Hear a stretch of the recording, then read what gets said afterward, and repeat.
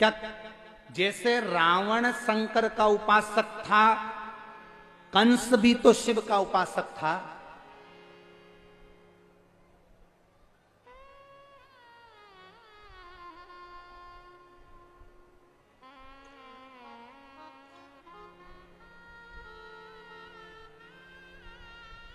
कंस भी तो शिव का उपासक था।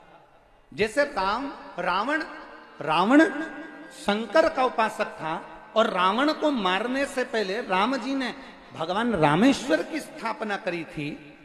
तो कंस को मारने के लिए जब भगवान आए, भगवान कृष्ण और बलराम जब मथुरा में पहुंचे, तो जैसे उन्होंने रावण को मारने से पहले शिव की आराधना करी, तो क्या भगवान कृष्ण ने कंस को मारने के समय पर किसी शिवलिंग की स्थापना करी?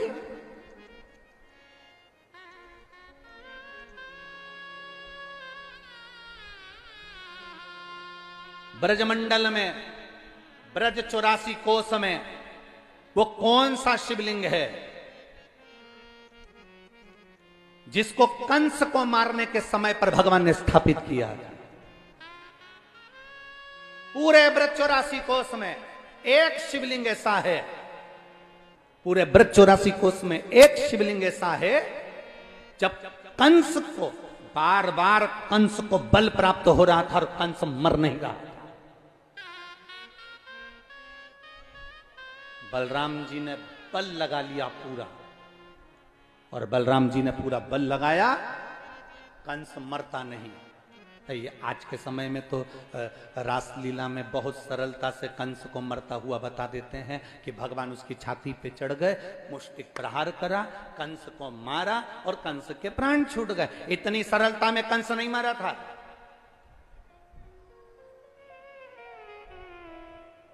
राक्षसों से पीछा इतनी जल्दी नहीं छूट जाता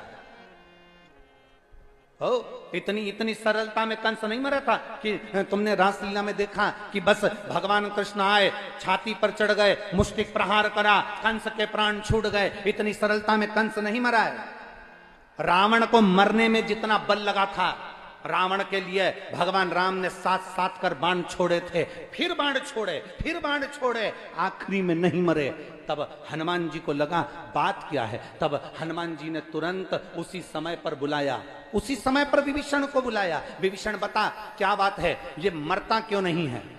विभीषण ने कहा कैसे नहीं मरेगा, इसकी नाभि में अमृत है, बाणों उठाओ, बाण और छोड़ दो। भगवान राम ने जैसे ही सुना रावण की नाभि में अमृत है, भगवान ने बाण उठाकर छोड़ दिया। बाण लगा नाभि के अंदर, पर रावण के प्राण नहीं छूटे।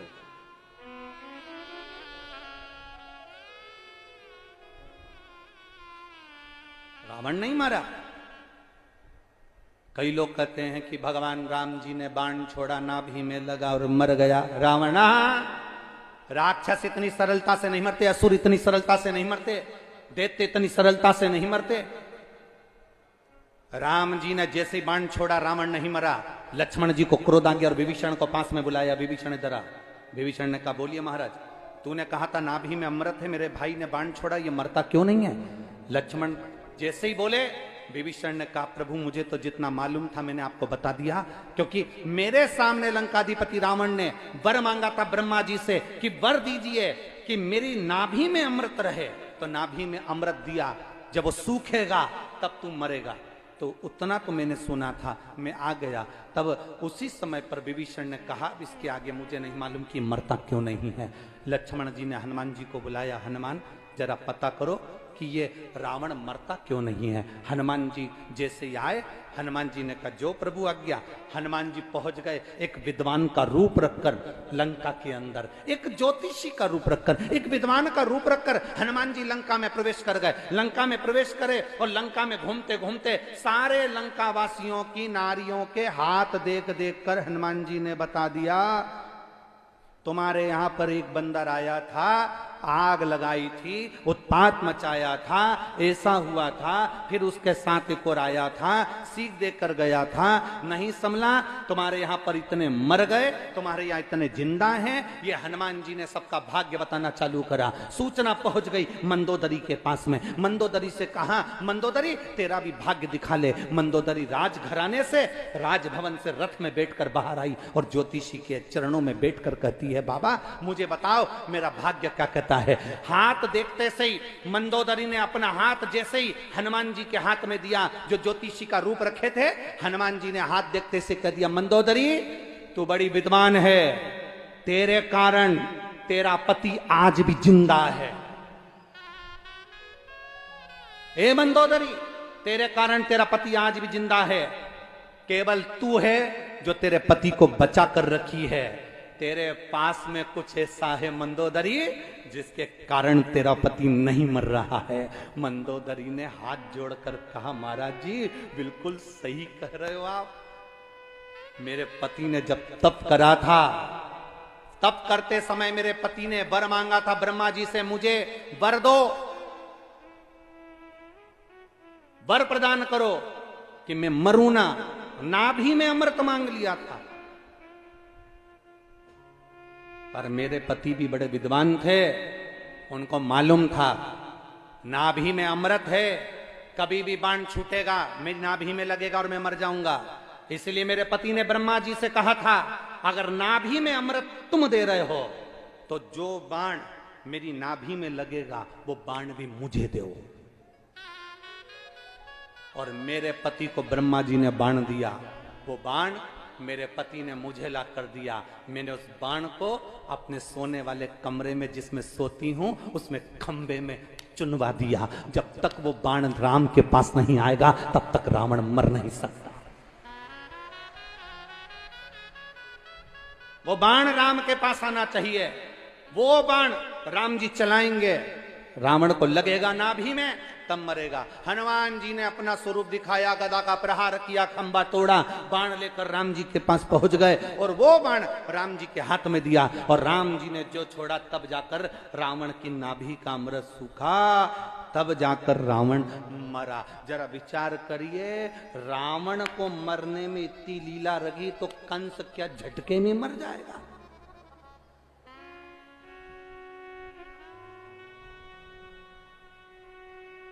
छाती पे चढ़ गए, मुष्टिक प्रहार करा, कंस मर गया। ना ना ना,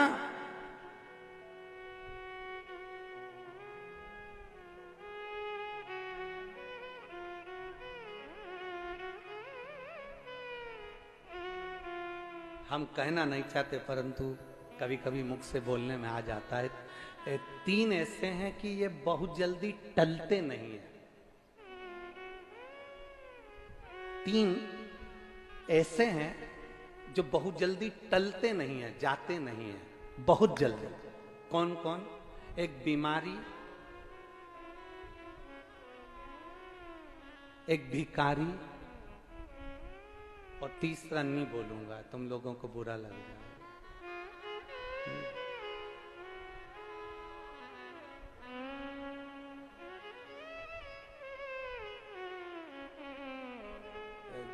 आप लोग उसको सरल सरल भाषा में कह देते हो, हमारी व्यासपीठ से क्यों ऐसा कहें? जो बहुत बेकार लोग होते हैं ना, जिसको लोग बहुत गंदा कहते हैं, वो भी दो ही अक्षर का है।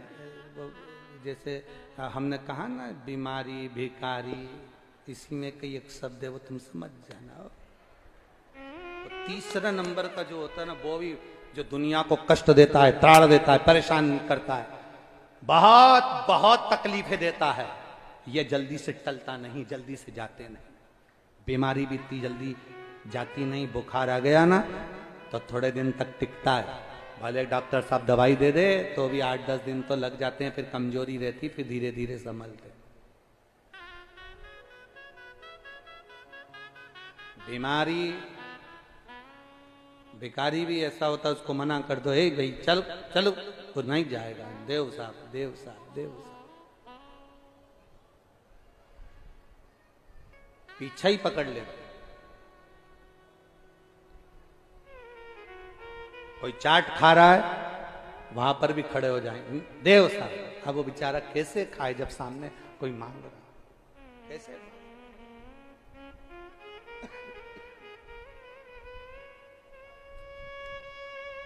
महाराज बहुत जल्दी टलते नहीं। इस चित्त वृत्ति में तुम्हें लगता होगा कि कंस बहुत जल्दी मर गया एकदम।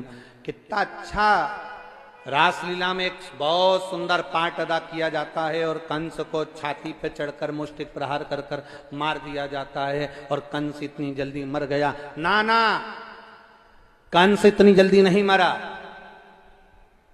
बलराम जी ने अपना पूरा बल लगा लिया, पूरा बल, बलराम जी का पूरा बल लग गया था, तब भी कंस नहीं मरा था। पूरा बल लगा दिया बलराम जी ने, पूरा बल, तो भी नहीं मरा।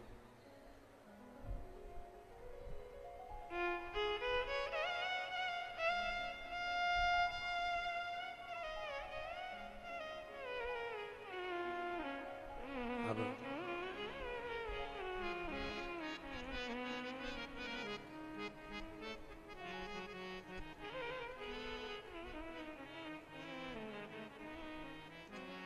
भगवान कृष्ण देख रहे थे ये कंस है, मरने वाला नहीं है, इतनी जल्दी बेकार लोगों से पीछा छूटने वाला नहीं है, बहुत कठिन, बहुत कठिन। शादी के और मृत्यु के, इन दोनों के दिनों को देखिएगा। शादी के जो दिन रहते हैं ना, माता पूजन हुई, मंडप हुआ, महिला संगीत हुआ, बारात आई, ब्याह हुआ, लड़की अपने ससुराल पहुंच गई, शादी हो गई। शादी के दिन चुटकी बजाते से ही 5 दिन, 4 दिन, 7 दिन, 11 दिन, 21 दिन, जो दिन होते हैं शादी के तुरंत निकल जाते हैं, तुरंत। और मृत्यु के दिन, किसी के यहां मृत्यु हो गई, मृत्यु के दिन बड़ी मुश्किल से निकलते, बड़ी मुश्किल। ऐसा लगता है बहुत सारे दिन, बहुत सारे दिन आपके इधर होती कि नहीं होती हमें नहीं मालूम, पर हमारे यहाँ उधर भी मालवा साइड में भी बहुत सारे जो जिनके पास बहुत सारा धन होता है, बहुत जिनकी तमन्नाएं, बहुत सारे शौक होते हैं, उनके यहाँ भी बहुत हमने देखा है। हमारे इधर तो नहीं होती है, हम जहाँ साधारण तरह के लोग रहते हैं वहाँ शोक सभा नहीं होती, पर जिनके शोक सभा किन की होती है, जिनके शोक बहुत सारे होते हैं, उसको पूरा करते करते ही मर जाता है तो शोक सभा होती है।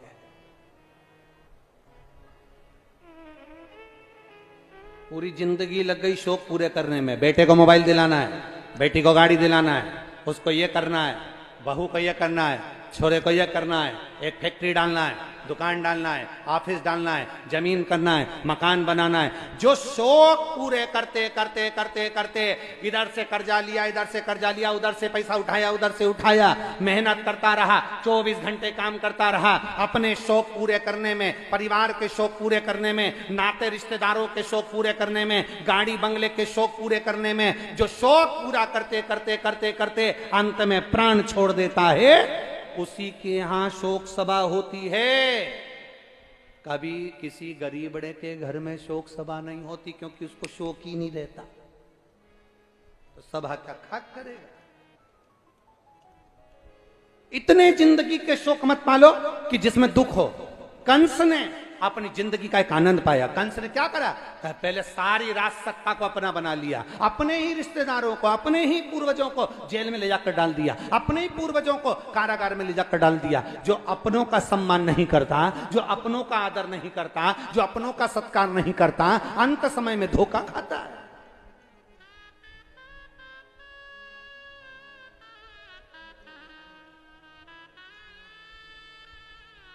अपने घर के बच्चों को एक सीख जरूर देना, ये तुम्हारे काका जी हैं, ये तुम्हारे ताऊ जी हैं, ये तुम्हारे दादाजी हैं, ये तुम्हारी दादी जी हैं, ये तुम्हारे काका जी का लड़का है, ये तुम्हारे ताऊ जी का लड़का है, ये तुम्हारे चाचा जी का लड़का है, ये तुम्हारी बुआ का छोरा है, ये तुम्हारे काका का छोरा है, ये तुम्हारी बहन का छोरा है, ये तुम्हारे रिश्तेदार है। उसको ये बताना कि धन अपनी जगह रह जाएगा, सत्ता अपनी जगह रह जाएगी, वैभव अपनी जगह रह जाएगा, पर जब दुख की घड़ी आएगी उस समय पर अगर कोई नहीं भी खड़ा होगा तो कम से कम रिश्तेदार 2 क्षण के लिए खड़े तो होंगे।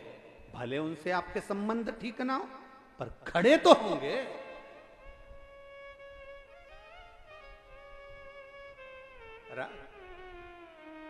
कंस ने सबसे बड़ी गलती करी, अपने ही पूर्वजों को ले जाकर उसने कारागार में डाल दिया, बंदी बना दिया और सुना नहीं, किसी की नहीं सुनी, किसी की।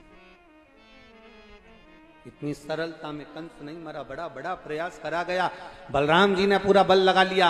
आखिरी में बलराम जी ने आकर भगवान कृष्ण से कहा, कन्हैया मैंने पूरा बल लगा लिया पर ये कंस मरने को तैयार नहीं है। भगवान कृष्ण मुस्कुरा के बोले, जब कुब्जा मुझे चंदन लगा रही थी ना, तो जब कुब्जा किसको चंदन लगाने जाती थी?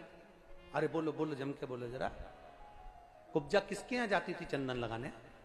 अरे बोलो, जम के बोलो। कंस के यहां जाती थी।